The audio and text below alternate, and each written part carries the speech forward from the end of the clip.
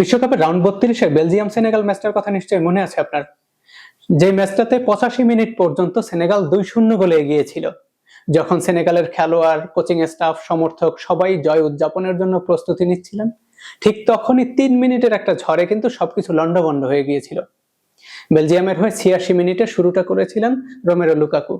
এরপরে 89 মিনিটে তারা দ্বিতীয় গোলটা করে সমতায় ফেরে। তারপরে ম্যাচটা এক্সট্রা টাইমে গড়ায়। এক্সট্রা টাইমেরও এক্সট্রা টাইম, মানে 125 মিনিটে গিয়ে বেলজিয়াম একটা পেনাল্টি পেয়ে যায়, আর সেই পেনাল্টি থেকে গোল করে তারা 3-2 ব্যবধানে ম্যাচটা জিতে শেষ 16তে উঠে যায়। আর সেনেগাল কাঁদতে কাঁদতেই মাঠ ছাড়ে। এই রাউন্ড 16তে এসে আর্জেন্টিনা মিশর ম্যাচটাও কিন্তু এই একই ঘটনারই পুনরাবৃত্তি হলো।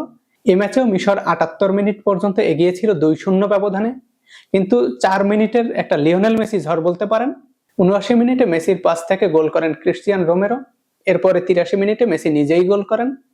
আর মিশরের কফিনে শেষ পেরেকটা ঠুকে দেন এনজো ফার্নান্দেজ 93 মিনিটে। তো শেষ পর্যন্ত 3-2 ব্যবধানে জিতে আর্জেন্টিনা উঠে যায় বিশ্বকাপের কোয়ার্টার ফাইনালে। আর মিশর 78 মিনিট পর্যন্ত এগিয়ে থেকেও কাঁদতে কাঁদতেই শেষ পর্যন্ত মাঠ ছাড়ে।